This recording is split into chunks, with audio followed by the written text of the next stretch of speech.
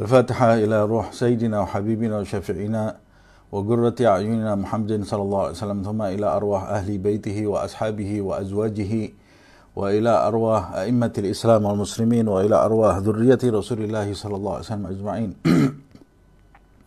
خصوصا إلى روح سيدنا المهاجر إلى الله أحمد بن عيسى وسيدنا الفقيه المقدم محمد بن علي بعلوي، ثم إلى روح المقدم الثاني الحبيب عبد الرحمن بن محمد السقاف، ثم إلى روح الشيخ أبو بكر بن سالم وأخي أقيل، ثم إلى روح الحبيب عمر بن عبد الرحمن عطاش، الشيخ علي بن عبد الله باراس، ثم إلى روح الحبيب عبد الله بن علي الحداد صاحب النصائح الدينية والوصايا الإيمانية، ثم إلى روح الحبيب علي بن محمد الحبشي، وإلى أرواح أولاده، خصوصا إلى روح حبيب أنيس بن علي الحبشي، وإلى روح حبيب أحمد بن علي الحبشي، ثم إلى روح الحبيب عبد القادر بن عبد الرحمن السقاف، ثم إلى حبيب عبد القادر بن أحمد السقاف، ثم إلى روح الحبيب محمد بن سالم بن حفيظ، ثم إلى روح حبيب علي مشهور بن محمد بن سالم بن حفيظ، ثم إلى روح الحبيب علي بن جعفر الإدروس، ثم إلى روح الحبيب عبد الله بن محمد بن علوي شهاب الدين، ثم إلى روح الحبيب سالم، وإلى روح الحبيب حسن أبناء الحبيب عبد الله بن عمر الشاتري، ثم إلى روح سيدي الوالد محمد نجيب بن طه بن عبد الله السقاف، وإلى روح العم جعفر بن عبد الله بن حسين السقاف، أصولهم وفروعهم والمنتسبين إليهم أجمعين، وإلى أرواح أجدادنا وجداتنا عمامنا عماتنا أخوالنا خالاتنا، وإلى أرواح والدينا ووالديكم وأمواتنا وأمواتكم أجمعين، أن الله يتغشاهم بالرحمة والمغفرة، أن الله يكثر مثوبتهم وضاعف حسناتهم ويحفظنا بجاههم وينفعنا بهم، يعيد علينا من بركاتهم وأسرارهم وأنوارهم وعلومهم ونفحاتهم في الدين والدنيا والآخرة، أن الله يفتح علينا فتوح العارفين، فتوح المطلق، فتوح المبين، أن الله يرزقنا علما نافعا وقلبا خاشعا وعملا متقبلا، يحفظنا، يحفظ أولادنا، يحفظ أصحابنا من جميع الفتن ومن جميع الأمراض ومن جميع الذنوب ومن جميع البلاء والوباء والمصيبة، ظاهرها وباطنها كبيرها وصغيرها، على هذه النية وكل نية صالحة، إلى حضرة النبي محمد صلى الله عليه وسلم. سر الفاتحة. أعوذ بالله من الشيطان الرجيم. بسم الله الرحمن الرحيم. الحمد لله رب العالمين الرحمن الرحيم مالك يوم الدين. اهدنا الصراط المستقيم صراط الذين أنعمت عليهم غير المغضوب عليهم ولا الضالين آمين. بسم الله الرحمن الرحيم.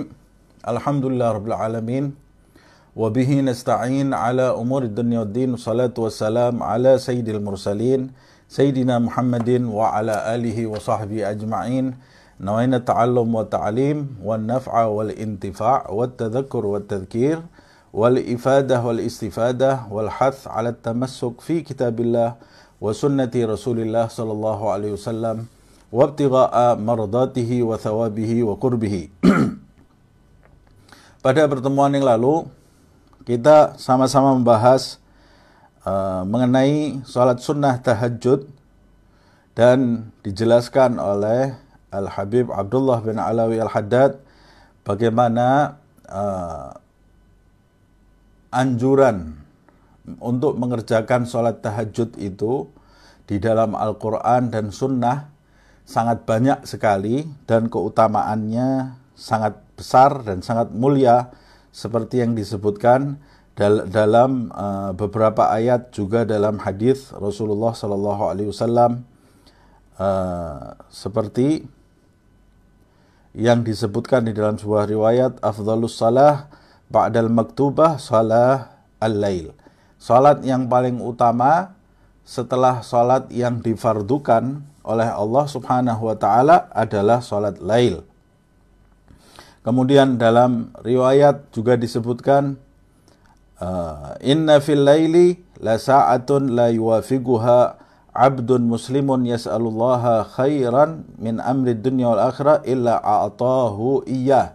Sesungguhnya di waktu malam itu terdapat satu waktu yang tidaklah seorang hamba muslim meminta kepada Allah Subhanahu wa taala bertepatan dengan waktu itu, kecuali Allah Subhanahu wa taala akan memberikan apa yang dia minta. Dan masih banyak lagi keutamaan-keutamaan tentang sholat tahajud itu, seperti yang sudah kita bahas di pertemuan yang lalu. Terakhir pembahasan kita, Al-Habib Abdullah bin Alawi Al-Haddad mengatakan, fata'ammal rahimakallah hadzal hadits walladzi qablah. Kita sudah membahas ayat-ayat dan hadis tentang keutamaan sholat tahajud. Maka kata Imam Abdullah bin Al-Haddad, renungkanlah hadis yang tadi disampaikan.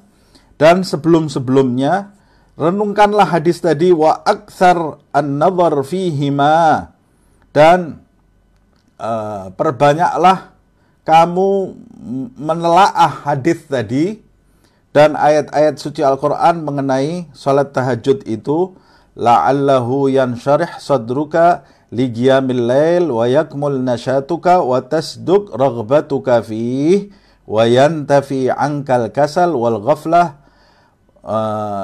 Kalau engkau terus mengulang-ulang, meneliti, kemudian merenungi hadis tentang keutamaan salat lail itu, boleh jadi Allah Subhanahu wa taala akan membiarkan dadamu itu lapang, menjadi lapang untuk melakukan salat tahajud. Kemudian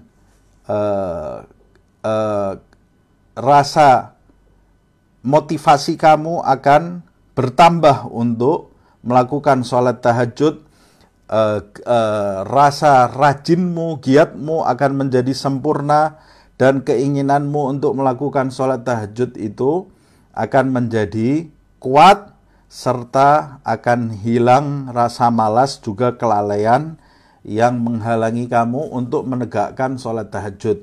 Nah, ini sebetulnya pelajaran dari Al-Habib Abdullah bin Alawi Al-Haddad. Setiap orang ketika dia akan melakukan suatu ibadah, alangkah baiknya dia mengenali terlebih dahulu ibadah yang mau dia lakukan, apa yang dia cari dari ibadah tadi, apa keutamaan-keutamaannya. Sebab manusia itu sudah merupakan sifat dasar manusia, dia akan mengejar sesuatu yang akan menguntungkan dirinya. Dia akan mencari sesuatu yang bermanfaat untuk dirinya. Kalau dia tidak mengetahui manfaatnya, maka dia tidak akan bergerak untuk mengejar sesuatu yang dia tidak tahu manfaatnya atau tidak ada tujuannya. Kalau kita sedang duduk umpamanya di rumah, kemudian ada teman kita yang datang, asal saja dia mengajak kita pergi, ayo kita pergi. Kita pergi sekarang bersama-sama naik mobil, padahal kita tahu dia mengajak pergi di waktu siang hari umpamanya. Kemudian kita tahu itu jamnya macet umpamanya. Umpama ini jam macet. Pasti kalau tidak jelas tujuannya, kita pilih tinggal di rumah saja. Buat apa saya pergi menjadikan badan saya letih, padahal saya tidak tahu tujuan apa yang akan saya dapat, manfaatnya apa saya pergi. Tapi kalau dia menjelaskan kepada kita, ayo kita pergi sekarang, kita akan mendapatkan manfaat A, B, C, D, boleh jadi kalau manfaat itu seperti yang kita inginkan, kita akan tergerak untuk menempuh perjalanan walaupun di siang hari yang panas, atau kita harus mengalami jalan yang macet terlebih dahulu. Kita pasti akan pergi karena kita tahu tujuan dan kita tahu manfaat dari perjalanan kita itu. Itu sebabnya di dalam ayat suci Al-Quran, di dalam hadis Rasul Shallallahu Alaihi Wasallam, Allah Subhanahu Wa Taala dan Rasulullah SAW sering memberikan harapan-harapan bagi umat manusia supaya dia tergerak, termotivasi untuk melakukan amal ibadah. Kadang-kadang ada orang yang tidak tergerak dengan janji-janji, tapi dia tergerak karena rasa takut. Bisa juga tergerak karena rasa takut. Itu sebabnya di dalam Al-Quran juga hadis juga ada ancaman-ancaman. Karena memang ada kelas manusia yang akan beramal kalau dia tahu manfaat dari amal itu. Apa yang dia dapat, keuntungan apa yang dia dapat dari amal tadi. Ada pula sekelompok manusia yang tidak tergerak mendapatkan manfaat karena dia merasa mungkin di dunia ini sudah cukup manfaat yang dia dapat, tapi dia akan beribadah karena rasa takut. Takut kalau dia tidak beribadah terkena ancaman A, ancaman B, ancaman C. Dia tergerak melakukan ibadah karena memang dia tarafnya seperti itu. Jadi itu bukan taraf yang rendah, itu juga taraf yang bagus. Dia masih memiliki keinginan mengejar akhirat atau keinginan terhadap dari ancaman-ancaman akhirat. Itu masih sesuatu yang bagus, berarti masih ada keimanan di dalam hatinya. Yang paling parah kalau orang sudah tidak tergerak meraih keuntungan akhirat dan tidak takut terhadap ancaman akhirat. Ini parah orang yang seperti ini. Susah dia untuk bergerak mendekat kepada Allah Subhanahu wa ta'ala. Berarti sudah tidak ada keimanan di dalam hatinya. Nah, sekelompok orang yang lain, dia menginginkan keuntungan, dia takut dari ancaman, tapi ada sesuatu yang keinginan dan ancaman itu bukan menjadi motivasi di dalam ibadah dia. Yang menjadi motivasi di dalam beramal adalah rasa syukur kepada Allah Subhanahu wa ta'ala, rasa cinta, rasa terima kasih kepada Allah Subhanahu wa ta'ala. Ada pula orang yang beramal sudah mengabaikan keuntungan surgawi, mengabaikan ancaman neraka, bukan karena dia tidak ingin atau tidak takut, tapi ada sesuatu yang lebih dari semua itu yang dia kejar, yaitu sebagai bentuk rasa syukur kepada Allah Subhanahu wa ta'ala. Nah, taraf seperti kita ini, jangan kemudian kalau saya memilih ibadah saya ini lebih baik berterima kasih saja kepada Allah Subhanahu wa ta'ala. Tidak bisa dipilih. Itu adalah kondisi spiritual seseorang. Kita tidak bisa membohongi diri kita sendiri. Kemudian kita menjadikan ibadah saya ini harus karena terima kasih kepada Allah. Tidak bisa. Itu kondisi spiritual, kondisi rohani seseorang yang diberikan oleh Allah Subhanahu wa ta'ala ke dalam diri seseorang ketika dia bersungguh-sungguh kepada Allah Subhanahu wa ta'ala.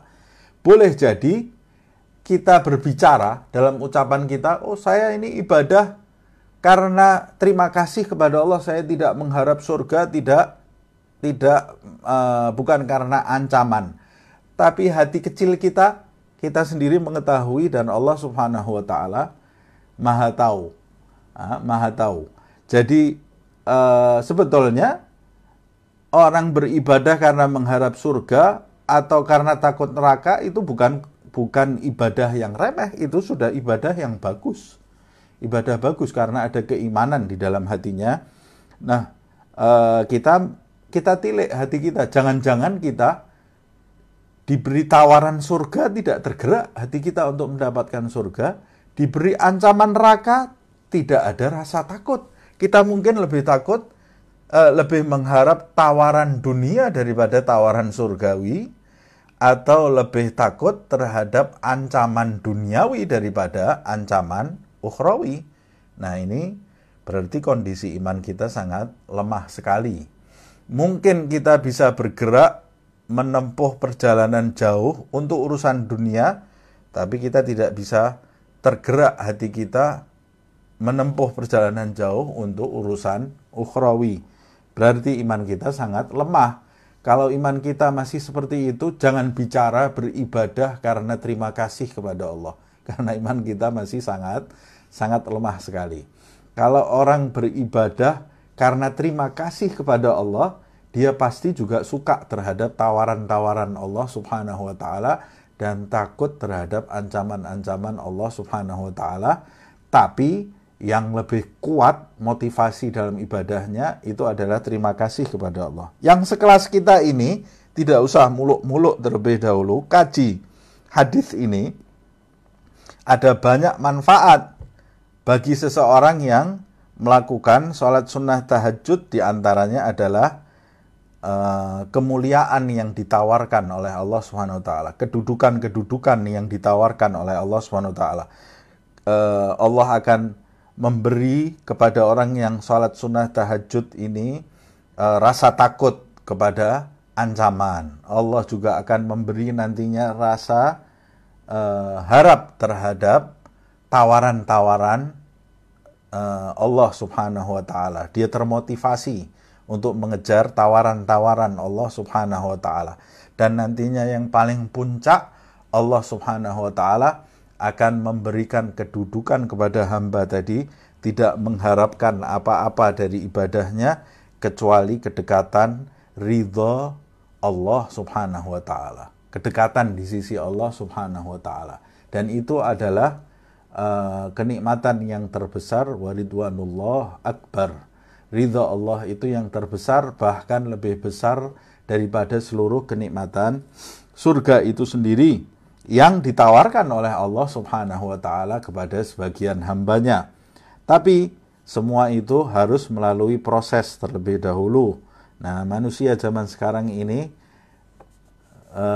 sebagian besar pandai berlogika, pandai berkata-kata, tapi tidak ada wujudnya di dalam kehidupan sehari-hari. Tidak ada wujudnya di dalam kenyataan dalam ibadahnya sehari-hari. Padahal dalam mencapai kedudukan di sisi Allah Subhanahu wa Ta'ala tidak perlu banyak berkata-kata. Dalam mencapai kedudukan di sisi Allah Subhanahu wa Ta'ala tidak perlu bermanis-manis kata, berpuitis di dalam berbicara. Tapi dalam mendekatkan diri kepada Allah Subhanahu wa Ta'ala, kita butuh aksi dan istiqomah, butuh amal yang tulus di hadapan Allah Subhanahu wa Ta'ala, disertai hati yang bersih. Dalam mendekatkan diri kepada Allah Subhanahu wa Ta'ala tidak perlu penampilan, tapi dalam mendekatkan diri kepada Allah Subhanahu wa Ta'ala perlu isi, karena Allah melihat isi, tidak melihat tampilan. Tidak dilihat tampilan kita oleh Allah Subhanahu wa Ta'ala. Walaupun tampilan itu harus memenuhi syariat. Kalau tampilan kita memenuhi syariat itu sudah cukup. Tapi yang dipandang oleh Allah Subhanahu wa Ta'ala adalah hati seorang hamba.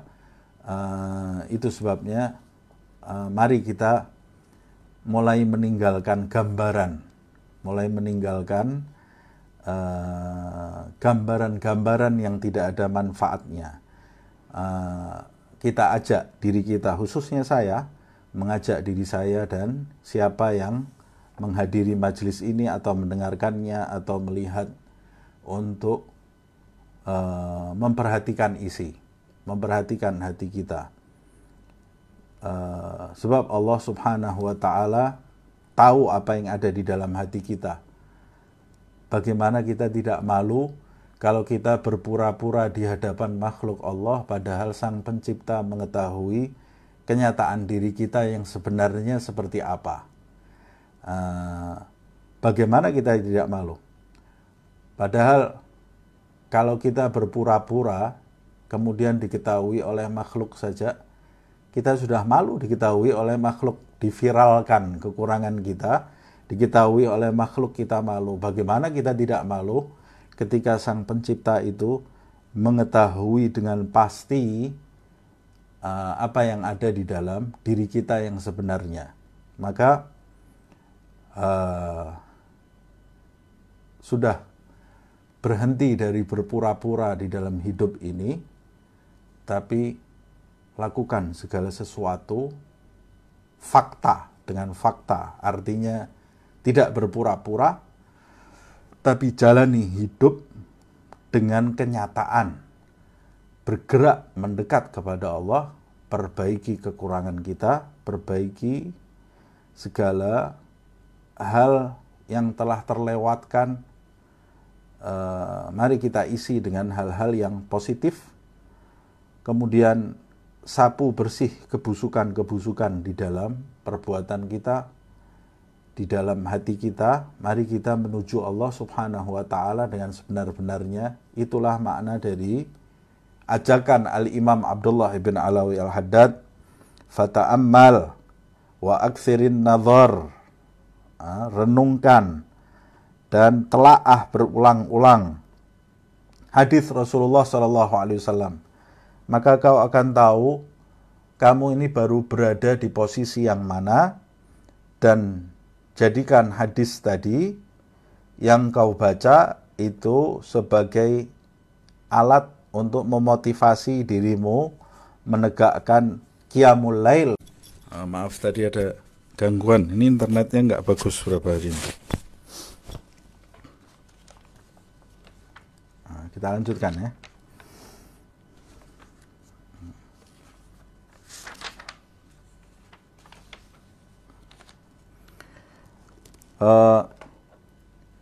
Disebutkan di dalam hadis anna rak'ataini fi jawfil lail kanzun min kunuzil bir. Sesungguhnya 2 rakaat di pertengahan malam itu adalah amal terbaik di antara amal-amal yang baik. Kemudian dalam riwayat aqrabu ma yakunu rabb min 'abdihi fi jawfil lail. Sesungguhnya waktu yang terdekat antara Tuhan dengan hambanya di pertengahan malam. Mengapa di pertengahan malam? Karena di waktu siang hamba itu sibuk dengan yang lainnya. Kemungkinan dia lalai itu sangat besar sekali. Tapi di pertengahan malam gangguan yang ada pada hamba itu lebih sedikit. Makanya hamba di tengah malam itu harusnya dia lebih mudah ingat kepada Allah Subhanahu wa ta'ala. Itu sebabnya jarak yang dekat antara hamba dengan Tuhannya itu di pertengahan malam. Fa in istata'ta an takuna musalliyan fi dzalikal waqt fakun. Kalau engkau mampu mengerjakan salat di waktu itu, maka lakukanlah. Ini juga menunjukkan bahwa amal ibadah yang paling afdal di pertengahan malam itu adalah salat. Wa qala alaihi salatu wassalam, Rasulullah SAW bersabda, yuhsyarun nasu fi sa'idin wahidin. Nanti manusia akan dibangkitkan di dalam satu tempat yang tinggi. Fayunadi munadin. Maka akan seseorang akan menyeru. Atau ada seruan, akan terdengar seruan. Apa seruannya? Ainal ladzina kanat tatajafa junubuhum anil madaji'. Di manakah di antara kalian orang-orang yang ketika dia di dunia itu lambung-lambung mereka itu jauh dari tempat tidurnya, yaitu mereka yang menegakkan sholat malam. Jadi yang dipanggil, yang diseru hanya orang-orang yang menegakkan sholat di pertengahan malam. Mudah-mudahan kita termasuk mereka yang diseru. Sebab di dalam hadis ini disebutkan ketika orang-orang itu diseru fayaqumun. Orang-orang itu yang bangkit, yang sering bangun sholat malam itu akan berdiri mendengar seruan tadi, wahum qalilun, dan mereka itu dalam jumlah yang sedikit, tidak banyak. Mudah-mudahan kita tergolong dalam jumlah yang sedikit ini, yaitu mereka yang menghargai waktu malam. Yang belum pernah bangun sholat malam, mudah-mudahan detik ini diberi hidayah petunjuk oleh Allah Subhanahu wa ta'ala untuk semangat mengerjakan sholat malam. Fayadkhulunal jannah bighairi hisab. Mereka bangkit dalam jumlah yang sedikit lalu masuk ke dalam surga tanpa hisab. Bayangkan, ini kenikmatan yang luar biasa. Wa'alam anna qiyamal laili min athgali syai'in 'alan nafas. Tapi tidak dipungkiri oleh Habib Abdullah bin Ali Al-Haddad. Dia mengatakan, ketahuilah sesungguhnya bangun malam itu min athgal syai'in 'alan nafas, adalah sesuatu yang paling berat bagi hawa nafsu, bagi seseorang. Jadi amal paling berat itu bangun di tengah malam. Karena di tengah malam orang sedang nikmat-nikmatnya tidur. Harus bangun meninggalkan tempat tidurnya. Itu adalah amal yang paling berat. Wala siyama ba'dan naum. Lebih-lebih lagi jika itu dilakukan setelah didahului tidur. Berarti bangun malam itu, menghidupkan malam atau berdiri di tengah malam, itu bisa tanpa tidur dan itu susah. Lebih susah lagi bangun di tengah malam yang didahului tidur. Jadi pahalanya pasti lebih besar karena lebih susah. Kalau kita mampu, lebih bagus lagi didahului tidur, kemudian di tengah malam bangun, kita mengerjakan sholat. Dan itu lebih susah lagi, kata Imam Abdullah bin Al-Haddad. Nah, bagaimana caranya kita supaya bangun malam? Caranya, innama yasiru khafifan. Dia adalah amal yang paling berat, tapi dia bisa menjadi khafif. Bisa menjadi mudah. Bagaimana caranya supaya menjadi mudah? Bil i'tiyad wal mudawamah. Dengan membiasakan diri dan melanggengkannya di dalam kehidupan sehari-hari. Sama sebetulnya setiap amal perbuatan di dunia ini itu pasti dilakukan pertama-tama susah. Walaupun ini yang paling susah, kata Habib Abdullah bin Al-Haddad. Pertama-tama pasti susah. Pertama-tama kita akan mendapati kendala, rasa malas, atau nanti ada sesuatu yang lebih nikmat dari itu sehingga kita tinggalkan, ada gangguan macam-macam. Tapi kalau kita membiasakan diri, memaksa diri kita, dan melanggengkannya, sesuatu yang berat tadi akan menjadi ringan. Akan menjadi ringan. Sebetulnya kalau dipikir-pikir, Qiyamul Lail itu cuma bangun dari tidur, kemudian melakukan sholat.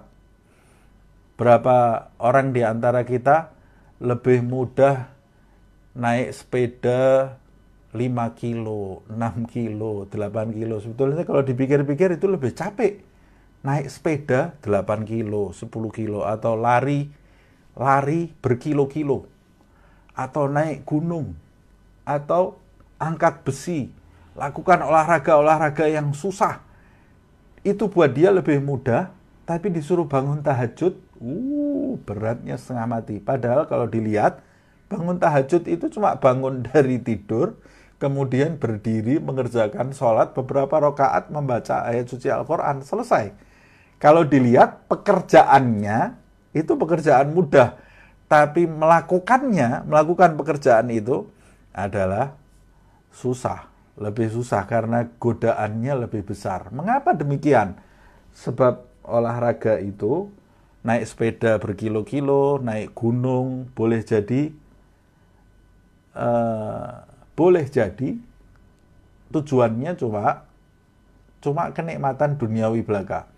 Tapi kalau bangun tahajud, itu yang kita kejar. Yang kita kejar adalah surga Allah subhanahu wa ta'ala. Dan Nabi Muhammad SAW bersabda, huffatil jannah bil makarih.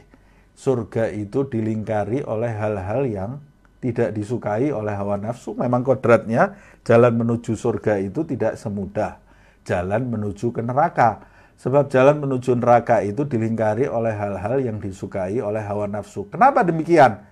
Kenapa kok Allah subhanahu wa ta'ala menjadikan surga itu dilingkari oleh hal-hal yang tidak disukai nafsu, dan neraka justru disukai nafsu? Karena Allah subhanahu wa ta'ala ingin menguji umat manusia. Liyabluwakum ayyukum ahsanu amala. Di dalam surat Al-Mulk disebutkan agar dia menguji kalian, siapa di antara kalian yang terbaik amalnya. Berapa banyak di antara kita untuk selain ibadah, dia bisa mengorbankan segala-galanya. Kuat dia, kekuatannya luar biasa untuk selain ibadah. Tapi begitu disuruh beribadah, dia tidak tahan, melek. Baru baca sebentar sudah nguap berkali-kali. Tapi untuk membaca komik, atau membaca novel, atau menonton film serial, dia bisa menonton sampai berjam-jam. Bisa jadi dihabiskan waktunya 1 hari, 2 hari, tidak ngobrol sama orang, makannya juga bisa jadi lupa karena untuk nonton film serial, atau untuk baca novel, untuk baca komik. Begitu disuruh baca Al-Quran, baru 1 lembar saja, setengah halaman, dia sudah nguap 3 kali. Karena yang ini untuk surga, yang ini tidak untuk surga. Jadi gampang-gampang saja, tidak untuk surga. sesuai dengan tabiat hawa nafsu. Nah, jadi kapan saya itu bermujahadah? Kapan saya disebut orang besar? Kapan saya bisa disebut orang kuat? Bukan ketika kamu naik sepeda 20 kilo. Kamu tidak disebut kuat ketika kamu bisa angkat besi atau bisa naik gunung. Kamu disebut orang kuat kalau kamu bisa bangun tahajud langgeng. Itu kamu orang kuat. Karena istiqomah itu khairun min alf karamah. Kata Habib Abdullah bin Al-Haddad, keistiqomahan dalam berbuat baik itu kebaikan yang lebih baik daripada keramat 1000 keramat sekalipun. Ini yang paling baik.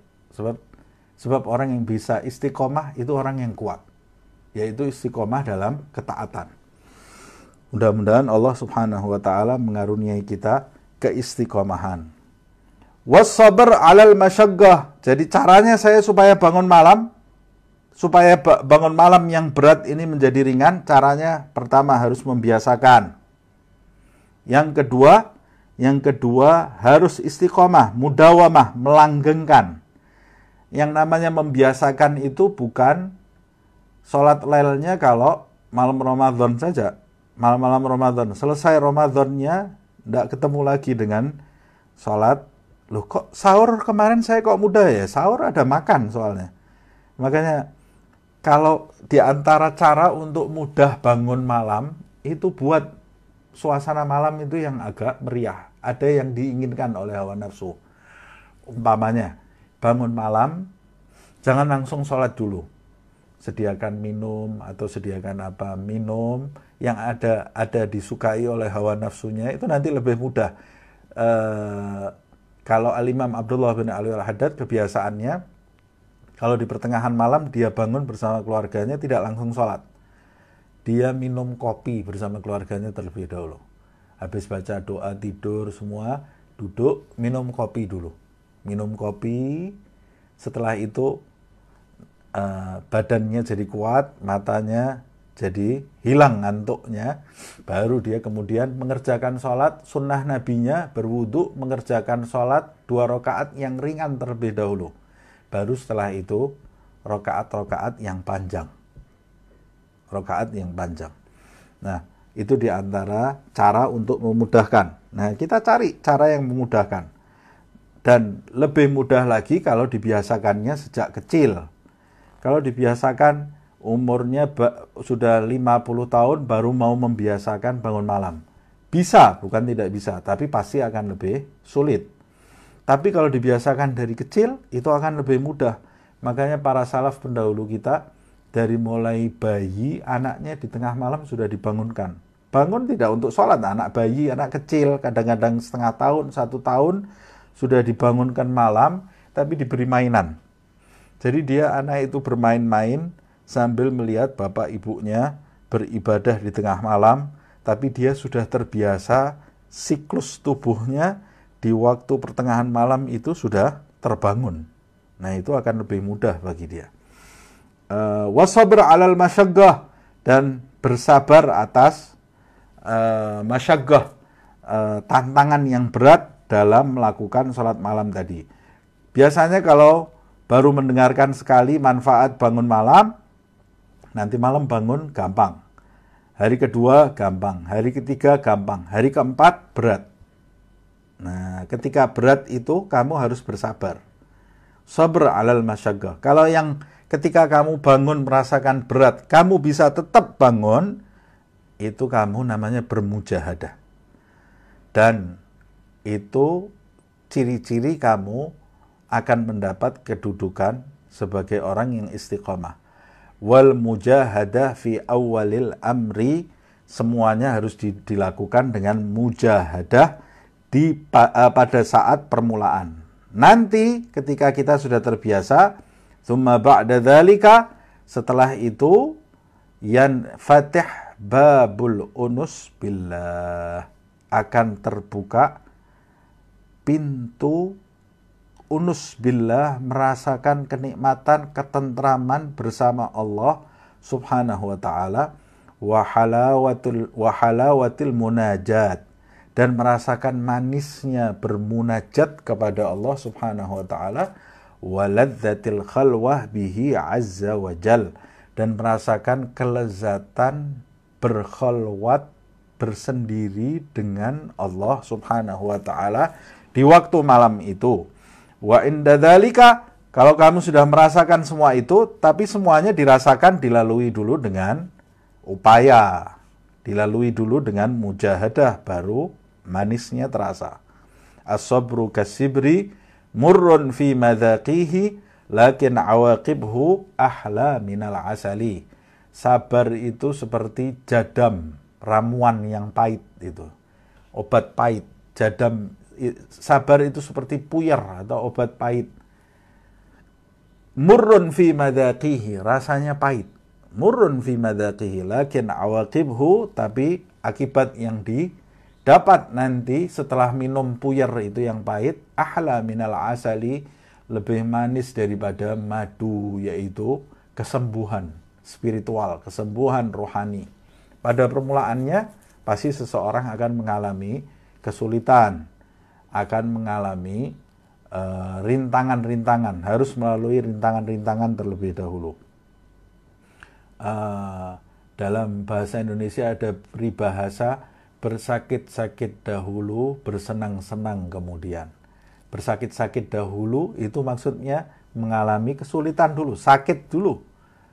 Nanti baru dia akan mengalami senang, rasa senang. Dan manusia di dunia ini pasti mengalami seperti itu sejak dia lahir di muka bumi ini, dia pasti akan mengalami kesulitan di awal permulaan. Pertama kali dia kesulitan melihat, kemudian bisa melihat.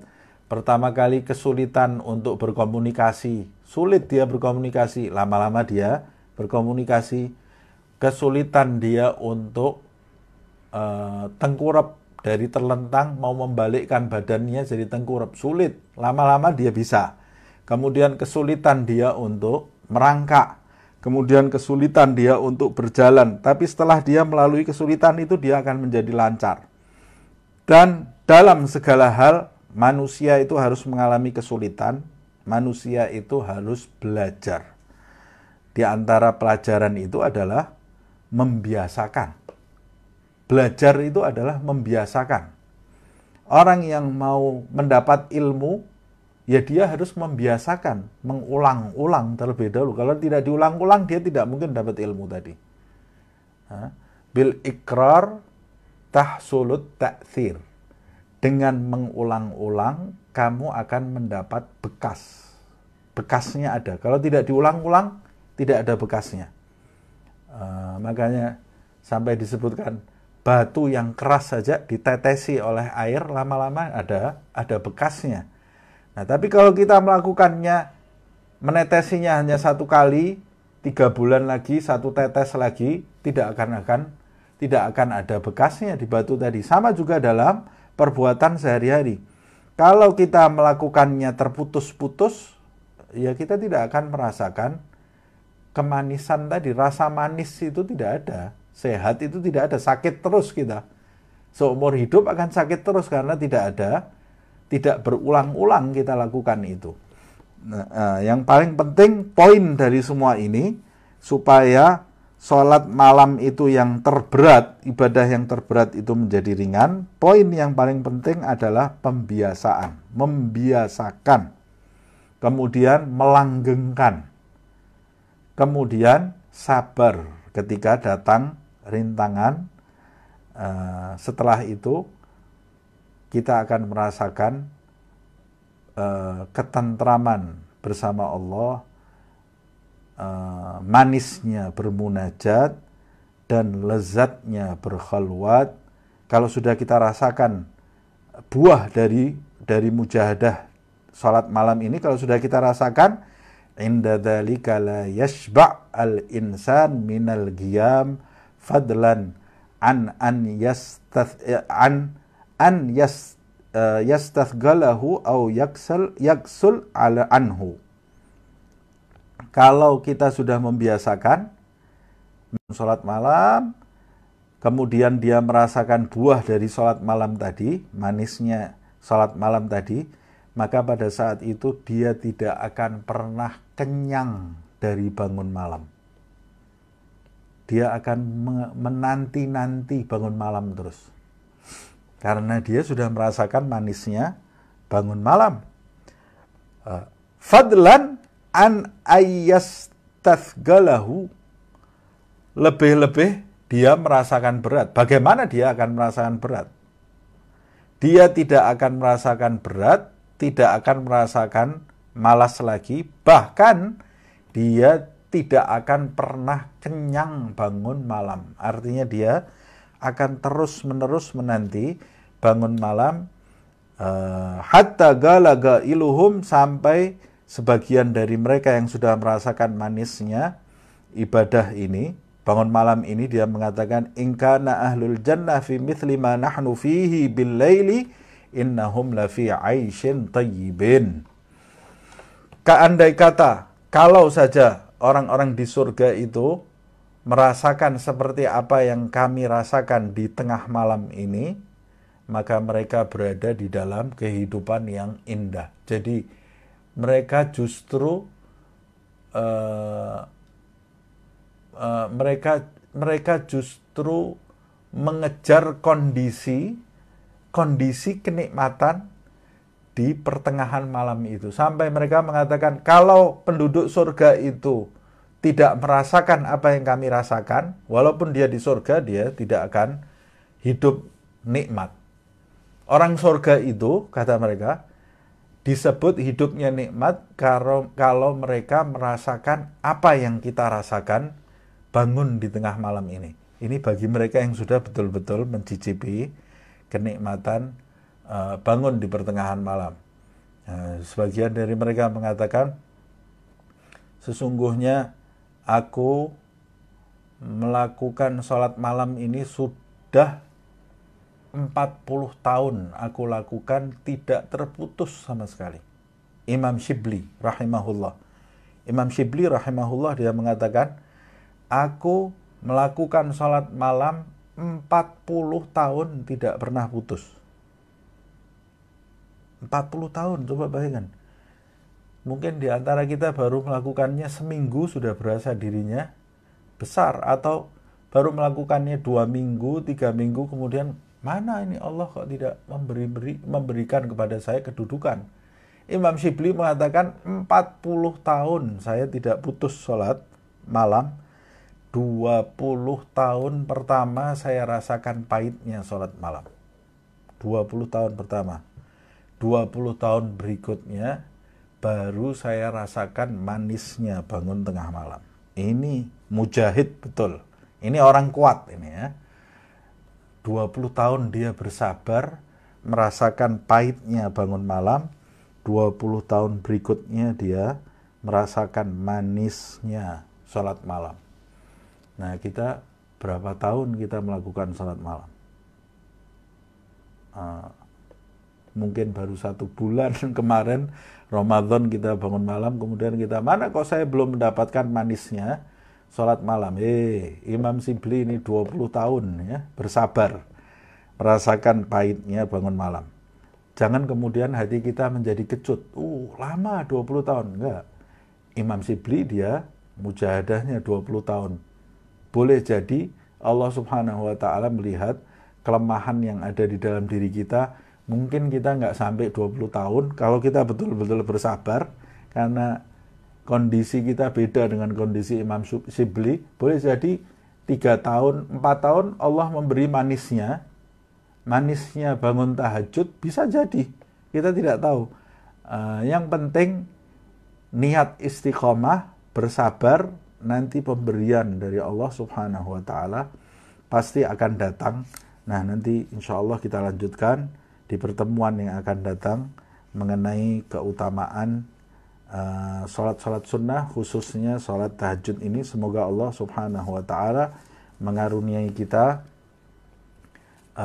kenikmatan, kemudahan dan kenikmatan dalam melakukan sholat malam, dan semoga Allah Subhanahu wa ta'ala menjadikan kita kelak termasuk mereka yang dipanggil di hari kebangkitan untuk masuk ke surga tanpa didahului hisab, fitnah, siksa, dan adab.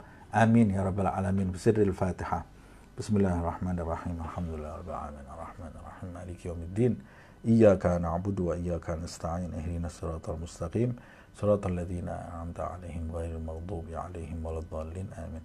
Ya Rabbana i'tarafna bi annana iqtarafna wa annana asrafna على لظى أشرفنا فتب علينا توبة تغسل لكل حوبة واستر لنا العورات وأمين الروعات واغفر لوالدينا ربي ومولودينا والأهل والإخوان وسائر الخلان وكل ذي محبة أو جيرة أو صحبة والمسلمين أجمع آمين. ربي اسمع فضلا وجودا منا لا باكتساب منا بالمصطفى الرسول نحظى بكل سول بالمصطفى الرسول نحظى بكل سول بالمصطفى الرسول نحظى بكل سول صلى وسلم ربي عليه عد الحب وآله والصحب عداد طش الصحب والحمد للإله في البدء والتناهي سبحانك اللهم وبحمدك